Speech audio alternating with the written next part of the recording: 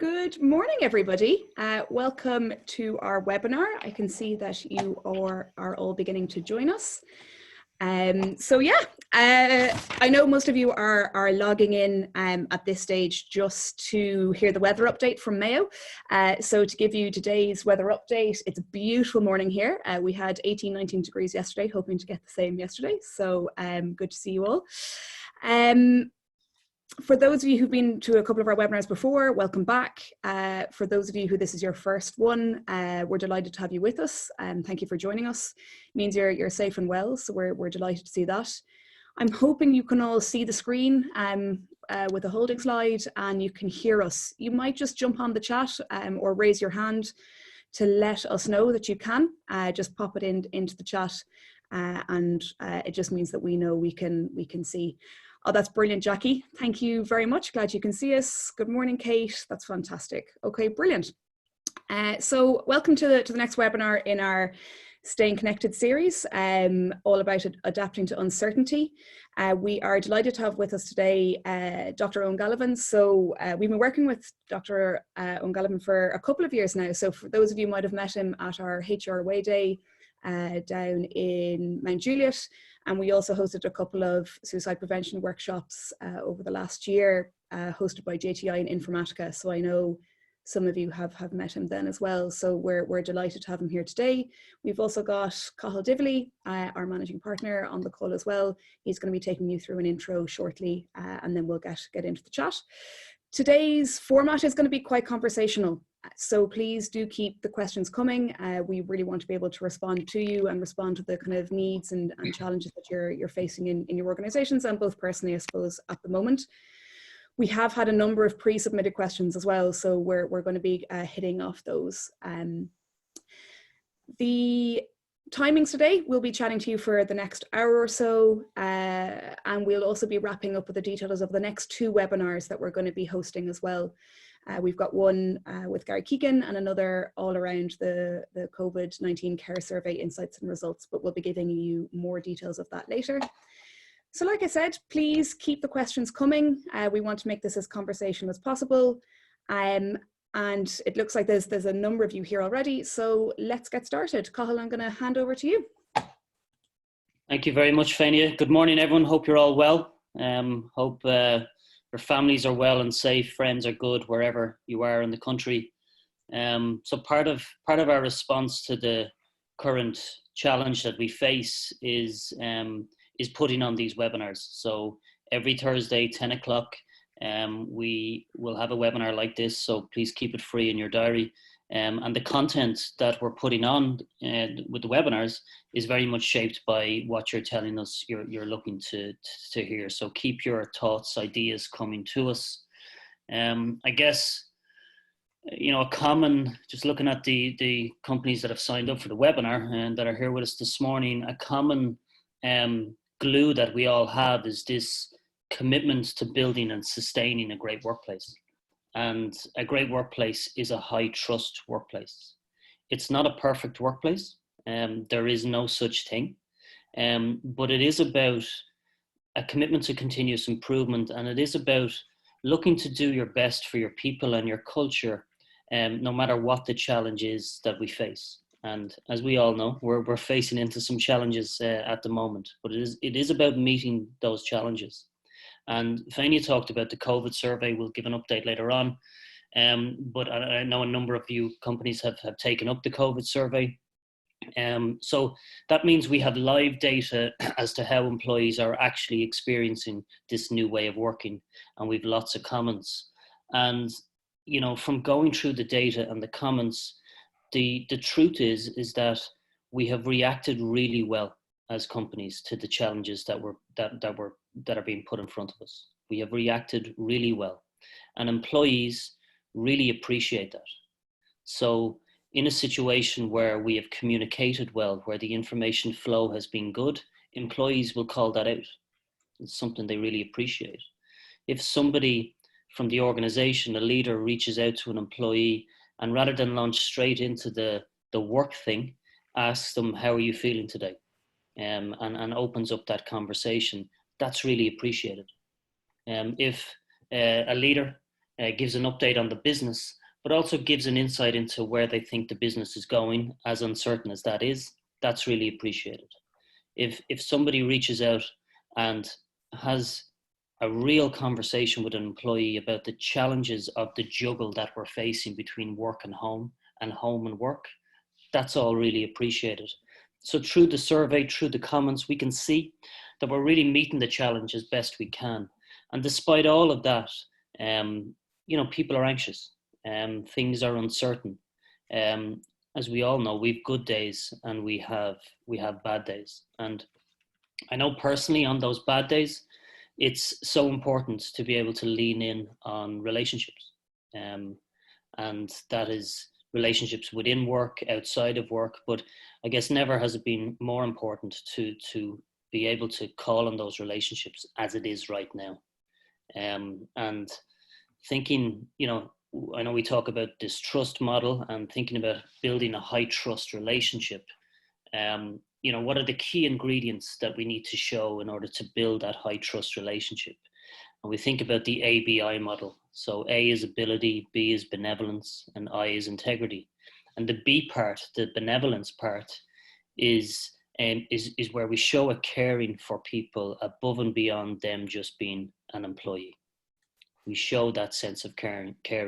And I would argue that never has demonstrating benevolence been so important than it is right now.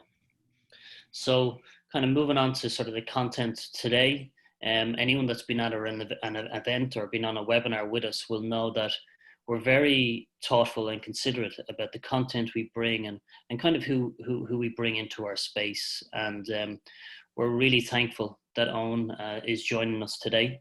We have partnered with Eoin on a number of workshops around mental health, around suicide prevention. We really value his insight. And we're looking forward to the insights that he brings. And as Fania said at the start, we very much want this to be a conversation. So, please leave your comments, your thoughts, your suggestions, your ideas into the chat function. In a way, that's the fuel for us to keep us going, because we are talking to a screen, which can be difficult. But we really want it to be a conversation. So thank you everyone for joining us. We appreciate it. I'll be back in if I can add anything to the conversation, to the questions that are being asked. Eoin, thanks for joining us, and I'll pass over to you. Good morning, everyone. Thanks so much for taking the time to join us today. I want to talk a bit about fear and anxiety and uncertainty and how we might reflect on those experiences in a way that might help us manage during this time. There's a few things that come to mind occasionally. The first one is and it's maybe an offering a bit of a reframe and some context. So the first is the idea of working at home, which I think is an awful lie. And I heard a lovely way of reframing that recently, which I think captures it well. So it's something along the lines of, we're not working at home. We're at home while trying to survive a global pandemic, rearing our children, managing our houses, and trying to get our work done. And I think if when we say it like that, we dispel the myth that might be hovering around the idea of working at home, which I think kind of suggests that we're kind of doing the same, except just in a different geographical location, which of course is really untrue. And we shouldn't underestimate the impact of what is happening on our internal lives and how that might affect the way we engage in work at this time. So we have this unusual situation where the current context, the global pandemic, COVID-19, a dangerous virus that's in our communities, which threatens to make us sick or even kill us, is present. And that context, understandably, triggers anxiety and fear, perfectly normal human responses to existing while those things are happening. At the same time, and here's the kind of unusual bit, most of us are not in danger right now. So right now, me sitting here talking to my screen, I'm not in danger. And yet there is this active threat that has shaped our lives in dramatic ways, alive in our communities. And this creates a kind of tension or cognitive dissonance where, on the one hand, a part of us is being triggered all the time. Every time we turn on the news or have a conversation with someone, we're reminded that there is this threat to our safety and health in our communities at this time. So it's like someone constantly coming up to you and tapping you on the shoulder and saying, do you know you could die today? Do you know you could die today? Over and over and over again, every time we encounter a person, every time we turn on our computer screens, we're reminded that something might kill us today. So it activates our anxiety and our threat response and our fear. And at the same time, right now, most of us aren't in danger. So nothing really dangerous is happening to me right now in this room as I sit here. I'm perfectly safe. And this duality of experience is a very difficult thing to manage psychologically. It's a massive amount of psychological work to be constantly reminded that we're in danger, that there's a threat happening right now. And then to kind of check in with ourselves and go, yes, but I'm not in danger right now. To remind ourselves that in this moment, I'm actually quite safe. As long as I've done all the things I'm supposed to do, like following hand hygiene and social distancing and et cetera, et cetera. I'll give you a little kind of anecdote to kind of highlight this a little bit further. Imagine you were having, back when we were allowed to have coffees with friends, a coffee with a friend, and it's a lovely conversation. You're really getting into it, and you're thinking, gosh, this person is someone I just love sitting with and talking to. And all of a sudden, somebody comes along and points a gun at your head. No matter how compelling that conversation with your friend is, you cannot not pay attention to the thing that might kill you. And that's the way we're designed. We're designed to prioritize our attention to threat information over and above everything else. It's part of our survival machinery.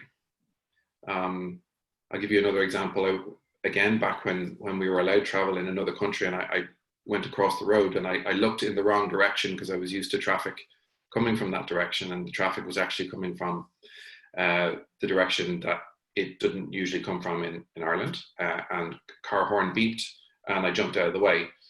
Now, I didn't stop to think whether it was a good idea to jump out of the way.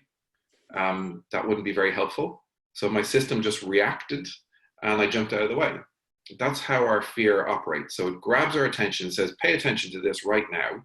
And it forces us into this fight flight kind of reaction space, such that we are in a very particular state of mind. And that's all well and good when someone's pointing a gun at you, or you're about to get run over by a car, or some other immediate danger. The really tricky thing about this particular threat to our health and safety is that a lot of the time we're not in danger right now. So we don't have to be in that kind of actively fear-oriented, externally focused psychological space on immediate threats. So if our fear is activated now and we look around the room and we say, well, you know, our place is reasonably clean and there's been no one in here recently and I'm not shaking hands with people who have coughs, and you know, there's no active reason to think there's a danger in the room right now, I need to somehow manage to dial down the anxiety or fear that might be very understandably being triggered by all the information that's triggering it. And our fear and anxiety doesn't really like to have to go through a filter of thinking along the lines of, is this really threatening right now? Because we're designed to react to fears in an immediate kind of way. So the way that we're designed and the kind of circumstance we're in, there's a little bit of a mismatch. And the psychological work involved in dialing down our anxieties and fears when we're not in danger right now is really quite wearing.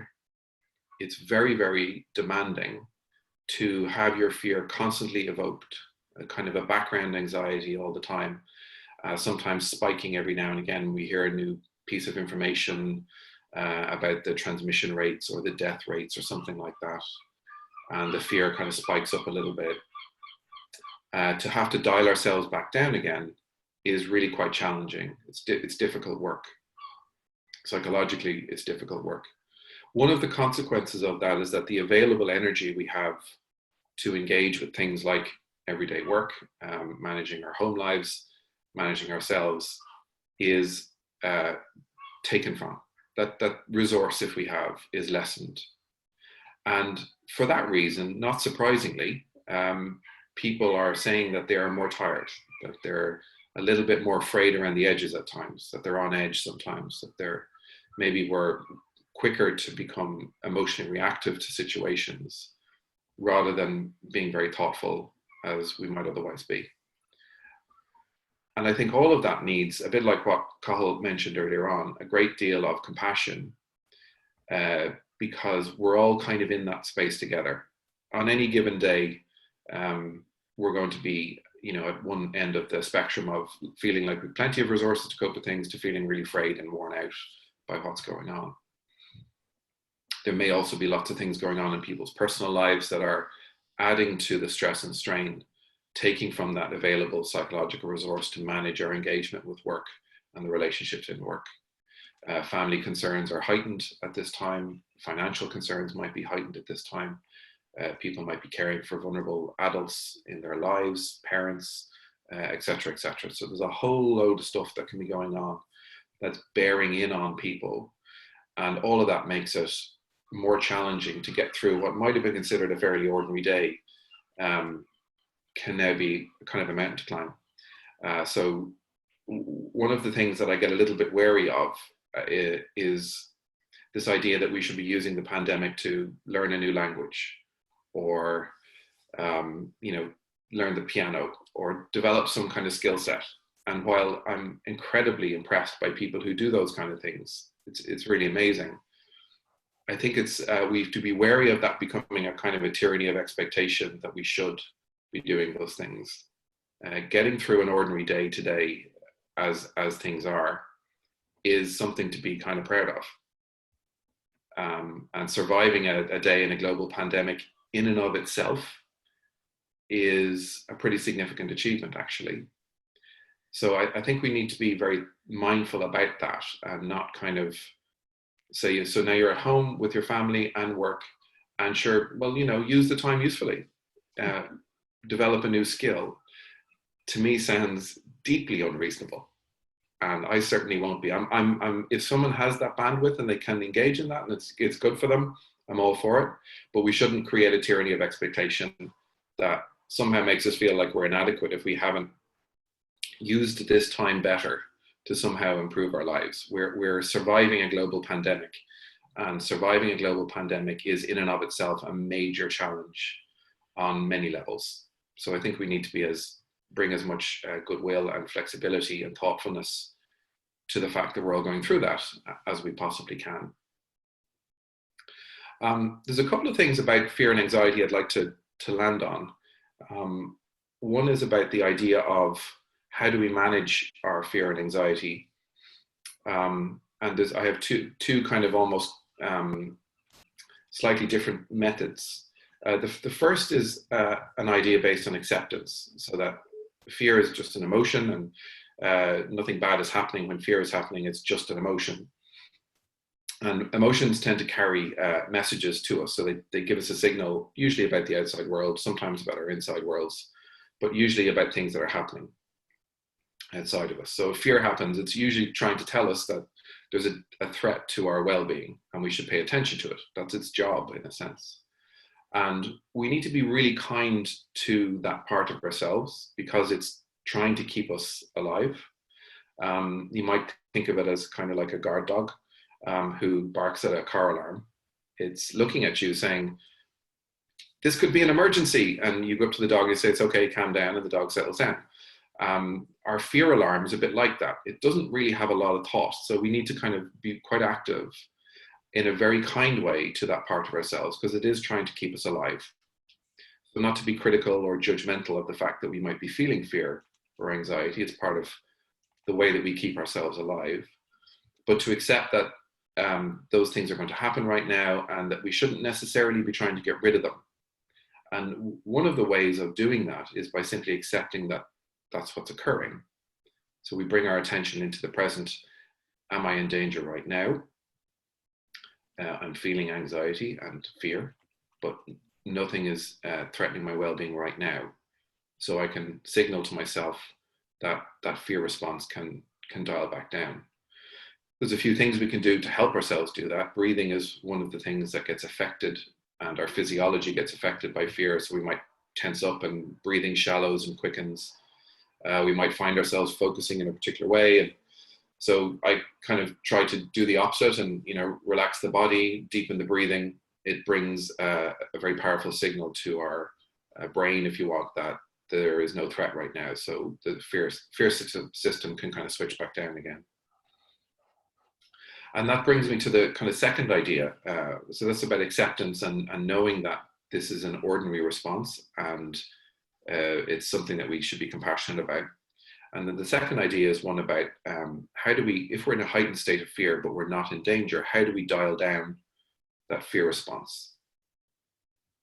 And in order to understand this one, you need to understand a little bit about emotions. So emotions tend to make us want to do something. So when we're angry, we feel like attacking something. When we're sad, we feel like withdrawing. When we're ashamed, we feel like hiding. And when we're frightened, we might feel like running away. That's kind of part of the fear response, to escape danger, go into fight-flight mode. And the kind of behavior, the kind of things that we do when we're frightened can often keep fear going. So if we act in a fearful way, then we will keep the fear going. I'll give you an example. Let's say we're in a building together, me and you, and we're walking down a corridor. To the end of the corridor, there's a room. And I say, in the room, the door's closed. In the room, there is a lion. It's a person-eating lion. If you go in the room, it'll eat you. And I say, okay, open the door and go on in the room. And you say, no, I'm frightened of being eaten by a lion. I'm leaving. And it's a perfectly reasonable response. Something is there that is dangerous. It could hurt you. It could kill you. So you avoid. You leave. Now it's the next day. Overnight, the lion has been removed from the room. I tell you this, you trust me. We go back down the corridor, door is closed, we're in the room. Now there's no lion in the room now, and I say to you, go on into the room. But your fear is still there because you have learned that there was a lion in the room yesterday, so you're still frightened of it. The question is there any danger in the room right now? It's understandable, you might still feel fear. And the answer is, of course, no, there's no danger in the room right now. So I say to you, go on in the room. Now, your fear might be still telling you, don't open the door, don't open the door. I associate this room with lions and being eaten. Don't open the door, it could be dangerous. But you override that and you say, well, I've been told by a reliable source there is no lion in the room. So you open the door and you go in and you realize there is indeed no lion in the room, and your fear comes down. Now, so that's acting opposite to what the fear is telling you. Your fear is telling you avoid the room, it's still very frightening. And you do the opposite of what your fear is telling you, and that brings the fear down. The same might be true for somebody who, for example, had a terrible car accident and is suddenly fearful of getting into a car again. Perfectly understandable. The question is getting into a car any more dangerous than it has been for the last 20 years they were driving? And the answer is no. It's understandable they would want to avoid that, but the treatment for that, if you're working as a psychologist, is to help people dial down the fear, do the thing that is actually safe, but their fear is telling them it's dangerous. So we have to act opposite to our fear sometimes when we're not in danger. One of the things we might find ourselves doing, for example, when we're feeling threatened, is look for information about the threat. So scanning social media for new updates on the frequency of death in our community could be a fear-based or an anxiety-based behavior. And sometimes we have to do the opposite of that in order to dial our fear down. So I'm feeling anxious. What am I feeling anxious about? Well, there's this disease that's killing loads of people and it's rampant in our communities. I better find out about that. And I go on social media and yeah, look, there's loads of information there. People are indeed dying. The whole health service has gone into a whole different shape. The government is, the country's in lockdown. Am I feeling more or less anxious when I'm doing that? It tends to drive anxiety up.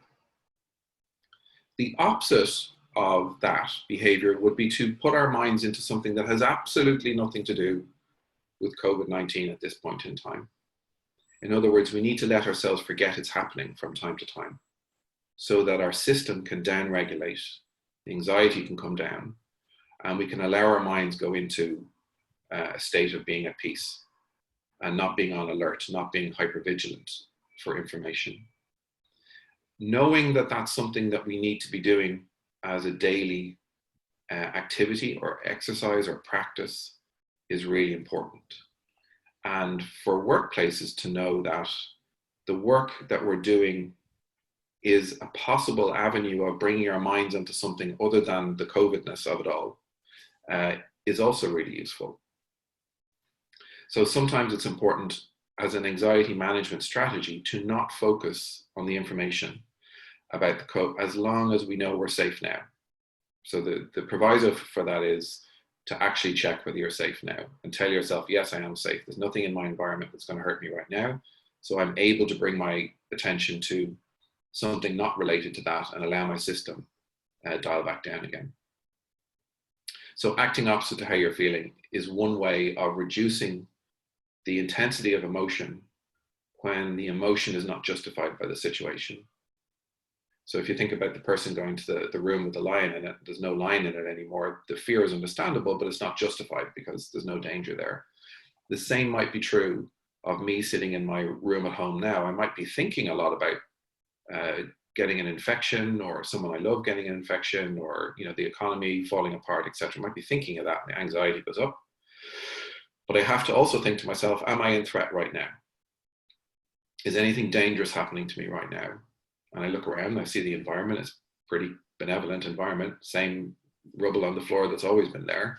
It's not going to hurt me, so the fear can come back down.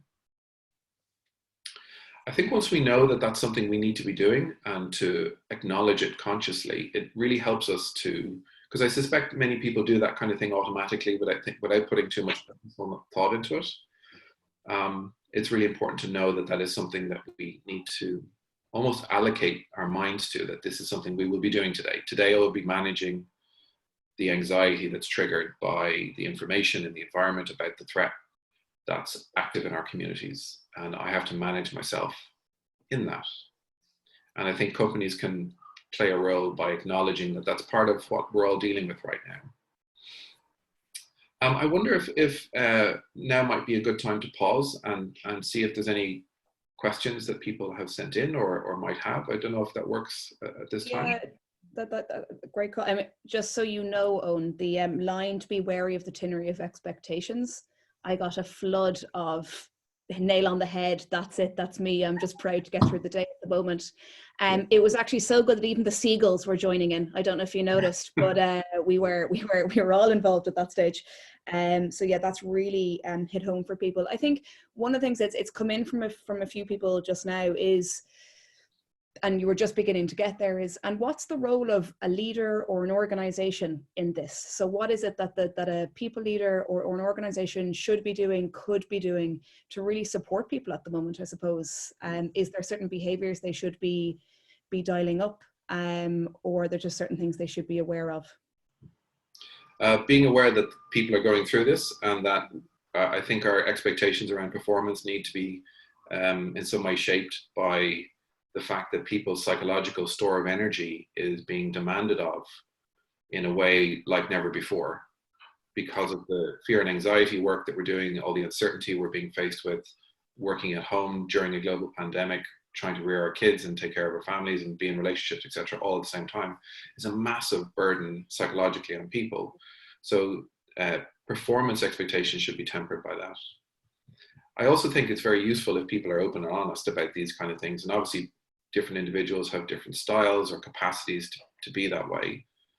But if people see that it's okay to acknowledge that fear and anxiety is part of our daily life now, and that there's an expectation in a sense that we might get derailed or our attention might be more frayed at times, it can give people a sense of permission to allow that be true in themselves.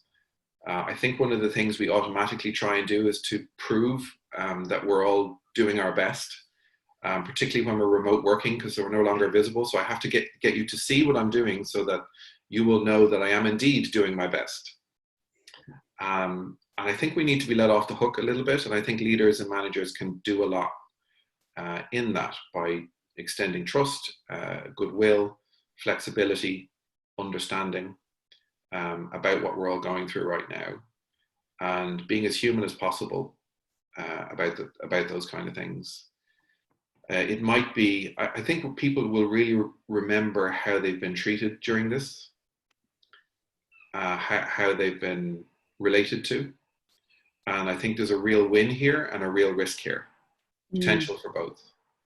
That if people are related to with tolerance and flexibility and understanding and humanity, that really matters at the moment, maybe more than ever. I understand you're at home minding kids and getting to that call is a challenge, so let's figure out a way around the information exchange or whatever it might be.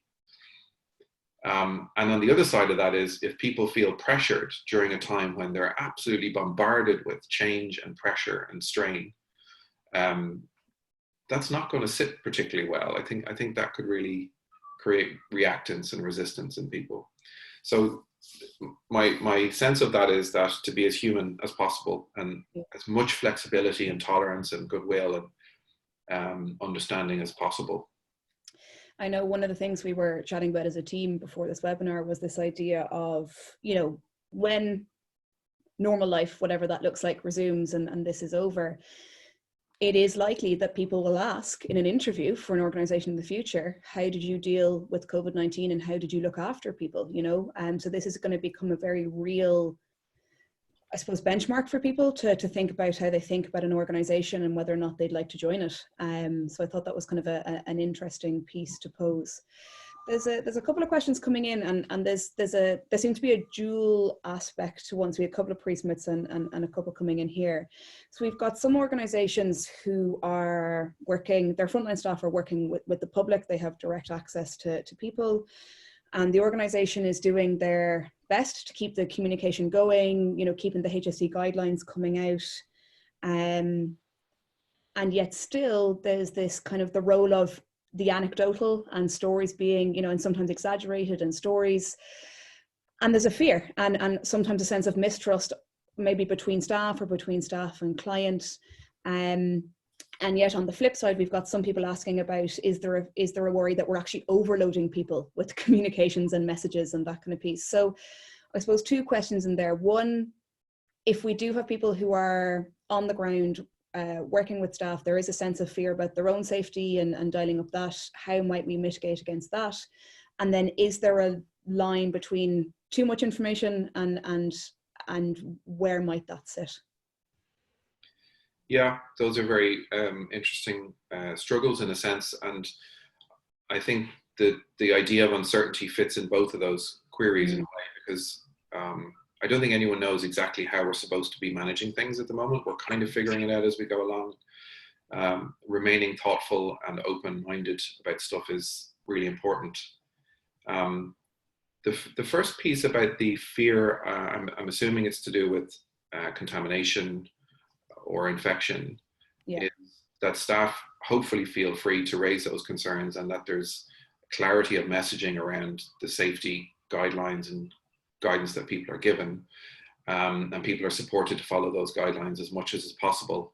And I know just from looking at the media that and colleagues who work in hospitals, that can be really challenging at times. So there are certain jobs where maintaining social distance, for example, in a caring environment is extremely difficult because it may involve intimate care up close and personal with someone. So I guess then the query is, how do we best mitigate and keep people safe, given that that's their role? I suppose without knowing some more detail about the specifics, it's hard to get into it, but the general principle would be openness of communication around safety and kind of troubleshooting and problem solving as things emerge, because there is so much uncertainty. And the guidelines about what safety behaviors are and are changing all the time. So for example, we heard in the media this week a recommendation that all health social care professionals should wear masks when in contact with any patient. That's new. It wasn't true 2 weeks ago, even though people have been talking about it. So we need to keep current with the guidance we're being given and be communicative and open with people, knowing that that is stressful. So, this week it's okay not to wear a mask. Next week you have to wear one. Yeah. That kind of change can be really triggering for people. It evokes fear and anxiety and can make people feel like there isn't a sense of security about their work, because their work is essentially the same as it was last week and this week. The guidance has changed. So were they putting people at risk last week? And all this stuff can get evoked in people's minds when things like that change. So lots of communication. And I think the other part of your question about the communication and the possible information overload is also really valid. I've certainly experienced this. I moved my practice to what's called telepsychology, which is essentially doing therapy and psychological practice via platforms like Zoom or the telephone. And within 4 or 5 days, I had 40 articles on the practice of telepsychology, and I couldn't take it in. And then I realized, hold on a second, I'm trying to reinvent an entire way of working in a few days. And I think a lot of people are like that. So there is something about the quality and shaping of information that's really important to help people have a chance to absorb things. So if working practices are changing, then simple, clear messaging around it is really important so that people feel secure in what they're doing. And I think maybe more than ever, people have a very heightened sense of anxiety around breaking the rules, whatever those might be, because we're in such a rule-governed state of mind at the moment. Everyone has to keep social distance, stay at home, 2K, wash your hands, all that stuff. So we have a really heightened sense of importance of following the rules right now. And fortunately, the public health messages have been pretty clear and very easy to understand and digest. And that has made our collective journey a simpler one in one way. I think workplaces need to mirror that and have clarity of messaging rather than giving lots of information, would be my sense of that. Yeah. Cathal, I don't know, do you have anything to add on that from what we're seeing from workplaces at the moment? Yeah, I think the clarity of messaging piece is really important. Just listening to the question, it's about sort of this fear of too much communication, overloading. I mean, communication is about speaking and listening, right? So I would encourage companies to invest in the listening part of communication. So not everything should be top down. There needs, I think, space needs to be given within the week for some active listening to take place. Leaders resisting the urge to feel like they have to know all the answers. Well, leaders don't know all the answers right now. So I think being open to throwing some topics over to the floor, getting some suggestions and ideas, people feeling in some way that their opinion is shaping the solution, I think is important. So for me, it's a balance, Fanny, I would say. So it's about communicating key messages, but it's also about that listening part as well, which sometimes we're good at the top down and maybe not so good at the sort of the bottom up listening piece, So it's that balance, I think. Yeah, thanks, Cathal. Okay, we've suddenly got a stream of questions coming in. So Brian, I'm coming to your question now. And actually there's a couple have come into me privately about this as well, about this kind of, I suppose you could call it the accelerated blur between the personal and the professional that we're all going through at the moment. So people trying to balance work, their partner's work, children, house admin, and this idea, so he's talking about there's kind of a direct cause of anxiety, finding yourself 2 hours in one sitting while not fatigued itself is a cause from anxiety. So this idea of how we might mitigate against the fact that we suddenly find ourselves with our partners, with our families, and also trying to work from home. I know only you've kind of spoken into that already. We're dealing with pandemic and we've got all our partners and families, or maybe we're isolated and we're also working. So any insight around that I think would be really helpful. Thanks for your question, Brian. Well, I kind of play with this a little bit in my mind and imagine if we roll back the clock 2 months ago, before we had any real awareness of the pandemic impacting our personal lives.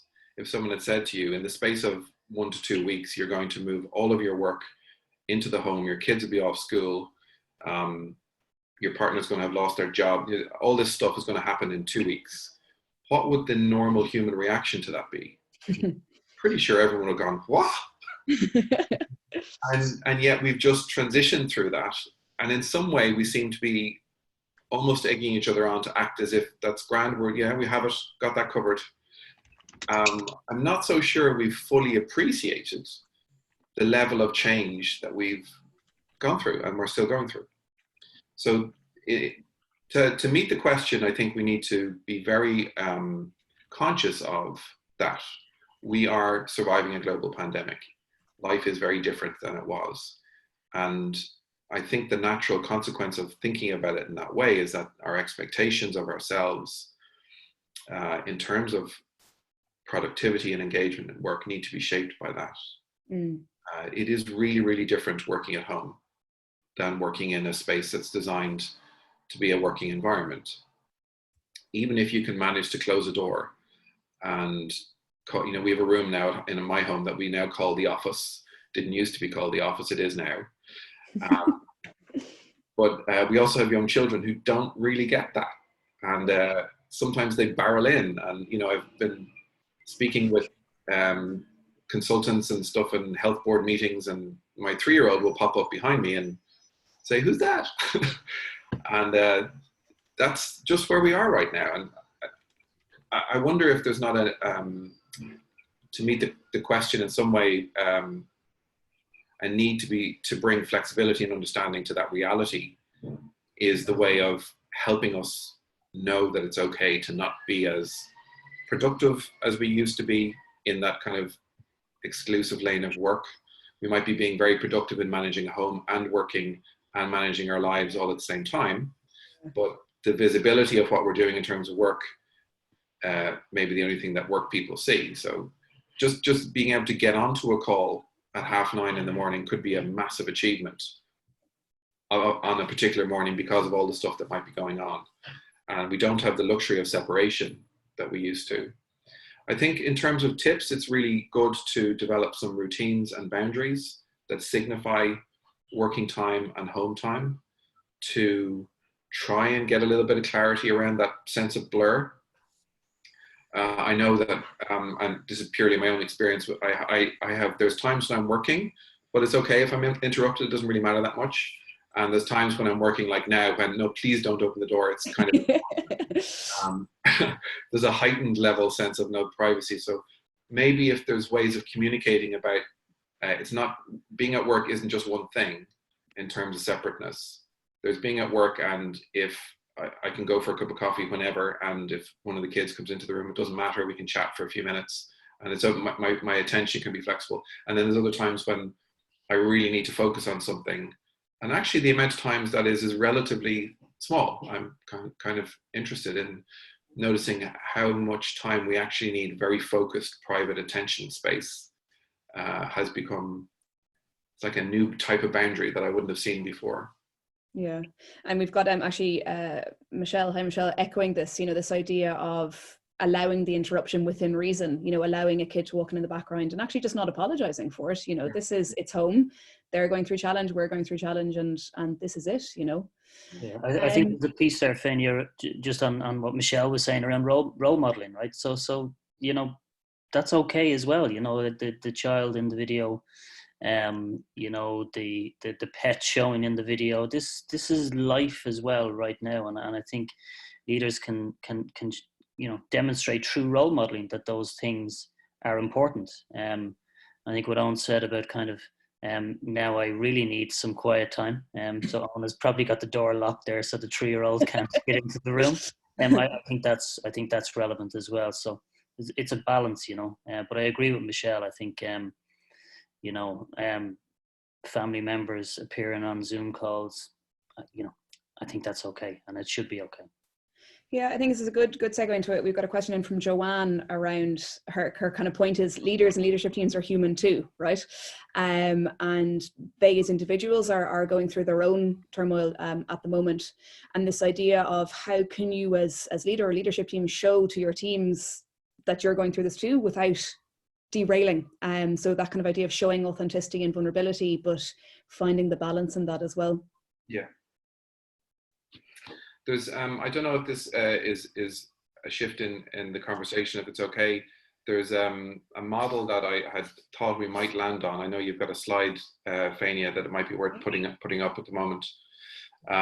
This is a model of the psychological and emotional journey, if you want, through disaster. And if you see at the kind of top middle section there, there's the honeymoon phase, where you have a period of community cohesion. And I think we've been experiencing that collectively over the last few weeks, with huge gratitude being shown towards healthcare staff, a renewed sense of appreciation for all sorts of people who are doing what are now called essential work, which might have previously been called things like low-skilled work. So a real shift in a sense of cohesion and a collective spirit. And people are saying this, we're really pulling together as a society. And so a lot of good energy comes out of that. And then the very next phase after that is a phase of what's called disillusionment. And I've been wondering a little bit about timeframes and how this might be playing into that. That as we move towards maybe a dawning recognition that our lives might be changed for quite a long period of time, I think the psychological emotional reaction to that is different than the let's get through the emergency together reaction. So we can kind of tolerate pretty much anything for a short period of time. There is an emergency, we all pull together, we do what needs to be done. And a part of that is a hope that at some point in the not too distant future, it'll end and we can go back to normal, right? And I think the disillusionment phase kicks in when there's a dawning realization that the emergency is over in that acute sense, but the changes and impacts of it might be quite long term. So the economic fallout, for example, which we're just getting our minds around, could be huge. The change in our socialization, whether or not we'll ever be able to go to restaurants or pubs again, or go to a family christening, or birthdays. If those things are permanently altered in a way, it might feel very different. And I think we move into, instead of being in a state of fear and anxiety, we might move into a state of mourning, almost a sense of loss for the things that we really valued about life. And again, if you roll back the clock about 2 months ago, and you said, if you were to say to people, well, you'll never be able to go to one of your kids' birthdays with a load of kids again, you'll never be able to go to a pub again with your mates, you'll never be able to go to a soccer match again, or those things might be missing for several years. How would you feel about that? Most people would be really disheartened and maybe annoyed and bothered and upset by those kinds of limitations on our life and the things we enjoy most about life. And I wonder if we're at a kind of a precipice, we're at a kind of a tipping point now psychologically, where we have May the 5th coming up to us, and the messaging that we seem to be getting, I don't know what it's going to be obviously, but it's like there might be some easing of restrictions, but there's going to be some things that we have to live with for a long time. So we're hearing talk about living with the virus for a long time, which probably means some version of social distancing for a prolonged period of time. And I think we need to be preparing ourselves to accept that there's a different psychological journey in coping with a long-term adjustment versus a short-term adjustment. Yeah. It's so uplifting, Owen. Thank you so much. Sorry. No, and but it's a very real thing. I think one of the things that we were chatting about kind of before was, and while there is this idea that there is a timeline of how these things happen, everyone's slightly on a different moment in that timeline, and kind of being aware of that for people too. I suppose just while we're in that future focus piece, one of the questions that has come in, and there's some great sharing going on around what best practice people are doing and how they're engaging, and actually levels of engagement seem to have gone up in the last little while. So you talk about that honeymoon phase, and I think organizations are feeling that too. They've got highly engaged staff. The communications are good, and people are feeling the love, I suppose, and as Cathal said, leaning into those relationships. But one of the questions that's come in is around so we've had people working from home, and we're not sure how long it's going to last. But as we adapt back to office-based work or whatever it might be, is there anything that we should be doing to support people as they kind of transition back into that working environment? It's interesting. I'm not even sure how real that expectation is, and I don't know that I have any information to support that. I'm just recognizing where my mind is with it. It's been a massive transition out, and it won't just be like turning the lights back on. I think someone used that metaphor in the media recently, where everything suddenly goes back to normal. There will be a readjustment. One of the things that happens when we become frightened of things that were otherwise safe So we've become frightened of sitting in a room with someone and breathing the same air as them for too long. And there's a very real reason for that. Sometimes it can be difficult to undo the conditioning because it's been very powerful, this force that we've all become fearful of things that otherwise would have been totally normal. If you saw someone hugging someone on the street and you had a sense they weren't in the same family group, you'd be kind of appalled at their behavior. So if things do get lifted, I think we need to be very, very thoughtful that there will be a readjustment back into what we might have thought as normal socializing behavior. And as we move back towards things kind of slowly, which I'm kind of hoping we do in one way, because I do think we need time to re-encounter the social world, that we might bring a lot of fear and anxiety with us. And just because we're going back into a workplace, for example, if that happens, doesn't mean we'll suddenly not be frightened of that. Yeah. Because the impact of this is going to be quite long lasting and really impactful on people. So what I would say would be that the expectation of our returning into those environments should be cognizant of the fact that there is a huge emotional adjustment to moving back towards normal working practices, as much as there has been coming out of it. Great, thanks, Eoin. Cathal, I don't know, do you have any thoughts on that one? I do find the phrase "return to normal" interesting, right? So some of the sparks that go off at me is returning to traffic jams. How excited am I about that? Having less time to spend with my son. How excited am I about those sorts of things? So I think there's perhaps a piece in all of this about how wonderful was the normal to begin with, right? Before all of this kicked in. So maybe there's some learnings there. But I think, the piece was around the re-onboarding of people, the return to work. And of course, there will be an adjustment back in some way. For me, I think the re-onboarding starts now. And what I mean by that is, it's this piece around the things we do for our people now will be key to kind of that re-onboarding piece, right? Some companies are perhaps thinking, well, we'll wait till everything gets back to normal before we really ask our people what their concerns are, right? But really, why would we wait? I mean, now I think is a great opportunity to engage with your people and, figure out what's working for them, what's not working for them, and kind of have those conversations now. You really want to know that information, I think, as soon as possible. And I suppose, look, my big concern with this return to normal piece is that we kind of do a one size fits all for all our demographics, right? And that shouldn't be the case, right? So I think as a company, kind of meeting people where they are in terms of their own personal situation is going to be important. Some people may find it easier to go back from current situation perhaps back into the workplace because of their personal circumstance, but some are still going to be challenged in that, whether it be working parents or whatever way that looks. So as much as we can to think about not a one size fits all approach in terms of this return to work piece, and try and meet people where they're at as best we can. Yeah. Guys, I'm just slightly conscious of time, so I think we've got two final questions, and then we might just do a bit of a wrap up. So we've got one question that's come in around whether it's almost a bad time to ask people to work on projects that are usually put on the long finger.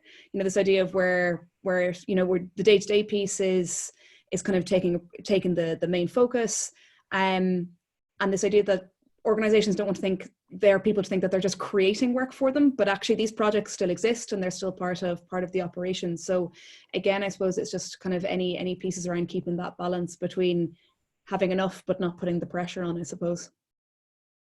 I think it's useful to think about that in terms of the short-term reaction adjustment versus the long-term goals of the organization. So the short-term reaction to the adjustments that we've had to make kind of puts everything else that isn't now off the table.